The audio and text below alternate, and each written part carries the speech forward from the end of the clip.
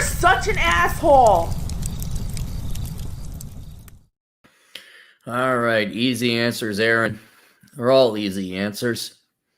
Over at assholeconsulting.com, where I, the world's only professional asshole, do-de-do, ba-ba-da-ba, thing I always say. Hi, Aaron. First and foremost, I'd like to tell you how much I appreciate your sage advices through your podcast and your books. I've been an avid listener for a good year or two. You have changed my perspective and have enhanced my life. A little bit of background. I grew up in a low-income household. We don't have to say what kind of household. Parents relied. Wait, did I get this? Oh, I did get this. All right. You just wrote way too much crap. Parents relied on the government for housing and food stamps, of course. They were refugees from an area that immigrated to California. Like, they couldn't have found a job, huh? That was quite some time ago that event happened, that they would immigrate, and they still live on welfare and food stamps. Great people, your parents. From a low-income standpoint, I knew that school was the only option to make something for myself and improve my life and circumstances. I wish I found you sooner, since I graduated from the university with a degree in communications. You could roast my ass here. I didn't know what I wanted to major at the time, but was able to finish and get a degree for the sake of getting a degree back in 2018. Well, you got to do the math here. Oh, you know what? Your parents were refugees when they were kids. Okay. And so even though they grew up in the United States most of their life and then spat you out, they still lived on welfare. Can you tell your parents to go? No, I can't tell you to tell you. Can you kick your dad in the nuts for me? Say, this is from a guy who works and pay taxes. Wham! Bam!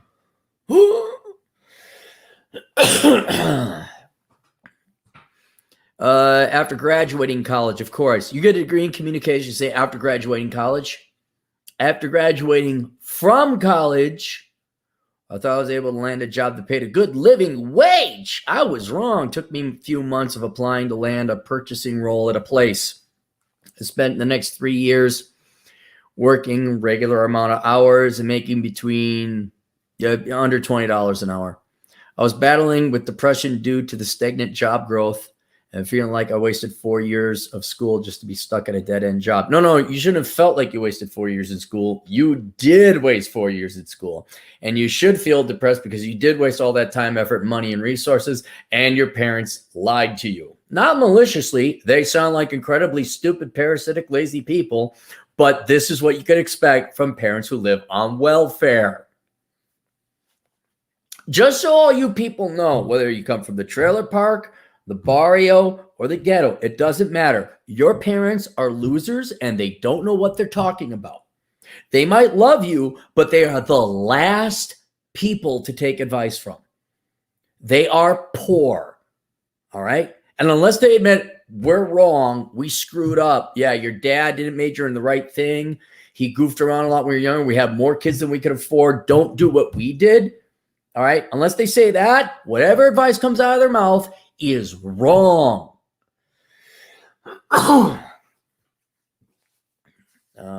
Countless of job apps later, I finally landed a job opportunity that has room for growth in a field. I kind of want to keep you anonymous so you can keep your job. I jumped from making $40,000 a year to $75,000 a year. That's almost a living wage where you live. I work in a particular field, and this company provides me with catered lunch every day that I could bring home for my family and say, what? Oh, I get it. You're enabling your poor parents, huh? You're bringing food home to your mom and dad who are too lazy to get off their ass and get a fucking job, that now they're relying on their son, who they did not prepare for the real world. Now I gotta help out my stupid, dumbass parents who fucked up my life. Kick your dad in the nuts twice for me. That I could bring home family significant other. I don't have to worry about spending money on groceries anymore. Besides, benefits aside, I'm ecstatic to finally land this position. I don't have to worry about going back to school any longer. Well, until you lose your job. Have you prepared for that contingency? Really? Have you? I mean, hopefully you get enough years experience that, yes, like if you got a couple more years experience under your belt, like 5, oh yeah, Frank, he's the expert at that thing. Look at all the years experience he has in this field. Okay, then you're good. But like, what happens if you lose your job? What if they go belly up? Like, I would honestly, here's what I'd be doing. I'd be going back to school and getting my degree in accounting, part-time, online. And that way you have a real skill. I could just request the company pay for certification. They would benefit me in the field. Oh, they do that? Do that. Yeah, then do that. See, I don't want to tell what the field you're in because you're in a field it's legitimate, but you don't need to go to school for it. But if they're going to pay for certifications in that field, hell yes. You skill up. Absolutely. I plan on sticking around for a few years, move up in this company, and reach 6 figures. You're currently a young man with that's a good salary, even for where you live. With the significant increase in my salary, my goal is to continue to live below my means. Okay. That's not a goal. That's what it has to be. Everyone has to live below their means. Because if you live above your means, you go into debt and you go bankrupt. I know you're from a welfare family and the standards are very low, okay? And I'm busting your ass because you need this. Otherwise, your life is good. I'm trying to help you out here. And I'm sorry this sounds mean and poopy-headed, all right? But from us people who pay our taxes and didn't go on welfare and know how to live out not welfare, all right? You have to live below your means. That's not an amazing goal. That's what everyone should be doing. Not only should you be living below your means, are you squirreling away money in an IRA or a 401k? Do they have a 401k? Are you saving money? I'm very impressed. I don't think you mentioned debt, which is good. So that I'm going to assume you don't have any, which is very good. That's outstanding. But yeah, you need your salary is good. Get that certification. Sounds like you got a good employer. You're getting other skills so that if they go away, you'll be employable. Very good. You're doing well. But your goals really need to be higher than, well, my goal is to just spend less than I make. Yeah. And save a lot for retirement. And maybe you start looking to where you should buy property. Not in your state, by the way, if you're wondering. Not there. I was trying to maintain my physique as well. Good for you. You're that height and that weight. And that's a good, appropriate height-weight ratio. I don't want to, again, further identify you. Moving on my romantic pursuits. I've been dating this girl for 2 years now. She's trying to find a place where we could cohabitate together. No. Good night, everybody. I wonder why she's looking and you're not. What are your thoughts on cohabitating? I'm generally against it. I would like the pros and cons of cohabitation. I enjoy having a separate space, but this girl is actually a rare find. You've been dating for 2 years. Are you sure about that? Hang on.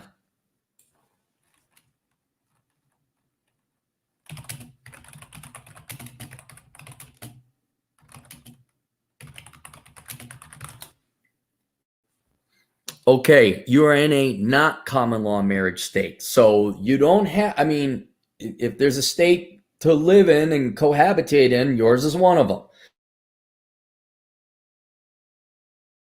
All right, so that's good. That might even change my opinion. What? Hear me out, guys.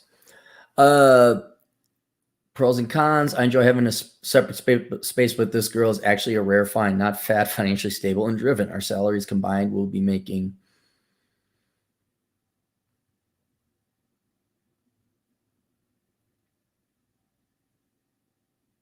ooh, she makes a whole $45,000 a year. Whoa, she's driven. You know that's below poverty line in your state, right? Ask your dad. I'm sorry, I'm going to bust your parents' balls for stealing my fucking money. She also invests in crypto and has a lot saved up, totaling a net worth of $100,000. Good. She must be very frugal or living at home. I'm playing catch up over here, Mr. Aaron. In summary, I provide you background career. All right, so your career's going very good. You may have gotten luck. Well, you did get lucky with that job. And you may never have to go back to college, especially if you get certifications and experience in that field. Okay. So hope for the best, keep working towards that. But then if you lose your job, something bad happens, I'd be, going to school for accounting or something like that. So, but that's good. That's very good. When it comes to cohabitation, generally I'm against it. All right. And the reason why is multifold. Specifically, it pertains to your guys' case. You haven't talked about getting committed. I would never get married, but you have to find out whether you're going to be committed to each other. And even then I wouldn't cohabitate unless you're going to have kids. Have you guys talked about having kids? Have you talked about whether you're going to be together for the rest of your life? I mean, right now, no matter where, I don't care where it is, don't get married. That's just the dumbest thing ever in any Western nation. That is just dumb, right? So marriage is off the table. That doesn't mean you won't want to have a committed relationship. Do you guys want a committed relationship? Is it going to be till death do you part? Are you going to be lovers forever? Lovers, people who tolerate each other forever. All right. And you guys obviously haven't had this conversation because she hasn't even asked you if you want to cohabitate. Does she want to get married? Do you guys even want to have kids? Why are you cohabitating with this person if you don't want to have kids? The only reason you would live with somebody else is that you're going to have kids. And here's the main reason why. People generally get on each other's nerves if you live together. And unless there is a very clear roles set between the man and the woman, or even roommates in this case, you're just going to get on each other's case. If for any other reason, the most minorest of reasons, which isn't wrong or is anything bad, but you got to consider the other person. Like when you got your own place, you don't have to even think about the other person. Just, I'm doing this, I'm doing this, I'm doing this. When there's somebody else there, just as it would be a roommate, like, oh, they're asleep, I got to be quiet. Or, oh, I got to set my alarm. Oh, I really ought to put this away. And that comes with having a roommate and cheaper rent. It also comes with living with someone you love. And hopefully that exchange is worth it. But it's still annoying. And that's the best. That's like the least thing you got to worry about. And then also, you guys you've been dating 2 years. She's the one that wants to do it. You need to put the brakes and say, whoa. Hang on now. I may not want to live together. I want to have a separate place. And the other main reason you want is that you're two separate people, and then it works better. I've never heard anyone say, my girlfriend who lives in she has her own place and it's going horrible. Like, she has her own place, you have your own place. I think you should do that for like 3 years at least before you start worrying about cohabitating. All right. And you shouldn't even bother cohabitating until you decide that you want to have kids. Because if you're not going to have kids, there's no reason to have kids under one household or anything like that. And the ideal situation, I would argue, for people without kids is you have your place, I have my place. And all the annoyance and getting on each other's nerves go away, and the relationship is much more healthy. We even got it to the point where I talked about the ideal form of marriage nowadays is where the guy lives here, the woman lives here, and the kids can spend each other. And you wouldn't be married. You should never get married, but you could be committed, but you have your own place. And I'm sorry, until we get back to this is your role, this is my role. Shut the F up about chores, how you're shoveling the driveway. There has to be one person like, this is the way we're doing it. And if you don't like the way that's done, then you may do it till death do us part. I'm going to do this. This is where here's where we're going to put this piece of furniture. There's got to be one very clear leader, and then there has to be another follower that not only follows, but supports that leader. And it could be the girl. You could be the one like, I don't care, do whatever you want. All right. But then you got to go with what she decides and be happy with it. You can't like, well, move it here. None of that. Well, you know what avoids all that? She has her place. You have your place. This is, you don't have kids. I see no reason for you to cohabitate. None. Reason 2,397 why you shouldn't. You're both too damn young.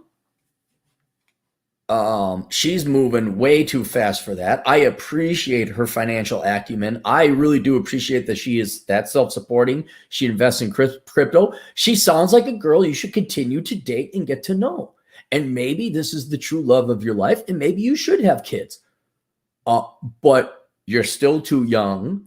It's only been 2 years. And she's like, oh, I decided that we will live together. Hang on. Let me explain something to you, separate person. We did not decide that. And you said here you enjoy having a separate space, but this girl is actually a rare find. Well, if if she loves you and likes you, she'll appreciate you. Say, I'm not ready to live together.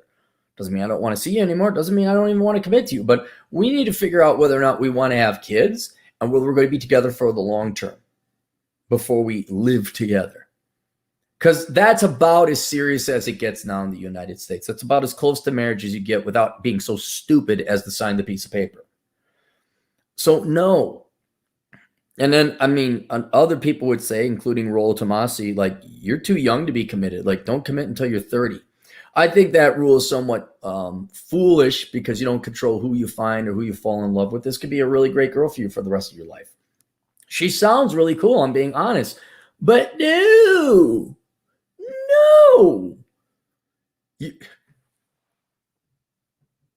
That's great. I like you a lot. You might even love the girl. I don't want to live together just yet.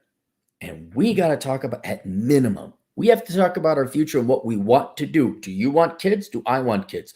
You want kids and I don't? Well, you guys should end it right there and let her go find a guy. If you really love the gal. What else? Is this the girl you want? Think about that. Is this the girl you want to be with for the rest of your life? Are you sure about that? You're not? Well, why don't you date a little bit more? Because that's pretty freaking serious when you cohabitate. So I don't care how much money you save on rent in your incredibly crappy state, which would be a lot less cheaper. I mean, you have a lot less taxes if your parents didn't live on welfare all the time. You'd have less taxes. But no, you guys are in no condition to cohabitate. I'm generally against cohabitation. I would say the ideal relationship in terms of living arrangements would be two people who very much love each other and enjoy each other's company at their own respective separate houses, because I've seen that work the most. You do not lose your individual freedom. You do not lose the essence of yourself or your personality or individuality. Yet that person is there. It's like, yeah, you get, and the things to argue about are eliminated. There's also a sovereignty aspect. Like, well, you can do that at your house. That's your place. And what's great about my place is, like, it was my place. We'll do. And it's actually great because I actually do have a girl that follows. Like, we're doing it this way. Okay, thank you. And why are we doing it? Because it's my house, mine. I own the property. And I hope people respect that. But that will be our place. That will be your place together. No. Separate places. Both of you grow a little bit. All right. Figure out what you want in the future. And if kids are involved, I wouldn't cohabitate. Absolutely not. There we go.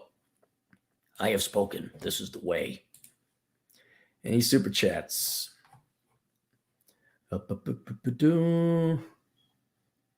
Here, Gord, I'm going to click on him because he has experience. With my first wife, may she rest in peace, we cohabitated, then got married. My present wife, who I adore, we married, then cohabitated. With correct woman, either works. Married, then cohabitated. Oh, okay. Yeah, if you got the correct. Yeah, but Gord, you're like, you were born in 1926. I kid. But you are from a different era. I mean, you look a little bit older than me. And this kid's he's young kid. I just think that you need to date a little bit more.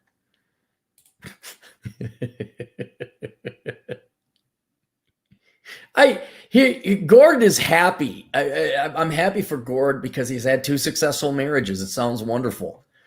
All right, now back to our world. All right, Acidic and Chief, $5. Yes, we should cohabitate, but only for the summer when South Dakota is nice. Then I'll go back to South Dakota and let you deal with the cold winter. What now? You know. First, I don't go to South Dakota in winter. I go to Vegas in winter. And distance does make the heart grow fonder, just so you know. You should all leave your girlfriend and go places. You should all go live your life and be remotely employed. And then your girlfriend and wife or whatever be like, what do you get to go? Because I worked hard and I set up my life this way. Would you like to join? Oh, you must set up your life that way then. Then you can join. Yes. You all make me sound like this weapons grade dick. And I am. But just so you know, I don't go south to South Dakota. I go south to Vegas. There's snow in South Dakota right now. No, see here, Erica is the shoulder devil. She wants you to be miserable and poor. Okay, you should marry her and get off the pot. No, don't work that way, dear. No. And I love you, dear. You know I love you. You know that, like, I'd recommend guy, like, if there's a gal that you want to date in Texas, you're looking for a black gal, Erica Shanta Williams, she's your girl, okay? But no one's getting married. Ain't no one getting married. Nobody. I mean, come on, you girls like filing for divorce all the time? Is that fun? How about we all have our own separate places, have hot, greasy monkey sex at each other's houses on different pieces of furniture in different rooms, and that's it. That's all. And then you get equity in your home, and I get equity in my home. We all got 401ks, separate bank accounts. You could do what it's great. You could walk in like here. Imagine this, guys. Separate places. You're committed. She does something incredibly stupid, like buy a $5,000 handbag. Normally, that would upset an individual in charge of combined finances. But you're like, oh, that's her money. Cool. Does it make you happy? All right. Her place is a pigsty filled with a bunch of crap. Your place is clean and sleek. Very nice. Very sparse. Very Spartan. And like, well, you can come over to my place. We can hang out, but you're going back home. Do you want to come over? No, I don't have my shovel. See how much, and then there's no argument about, well, you got to clean out your crap. Oh, it's your crap. That's your place with your crap in your house. You can have all the rats nestled with all your crap and all your old magazines and newspapers. Whatever you want to put in your house. I don't care if you're a hoarder. It's just not at my place. Just delouse yourself when you come in.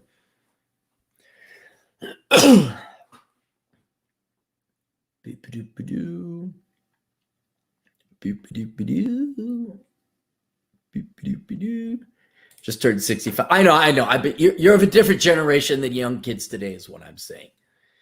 Kind of sad your wife died. Sounded like she died early. All right. There you guys go. Questions, answers, assholeconsulting.com. I'll see you guys later. Toodles.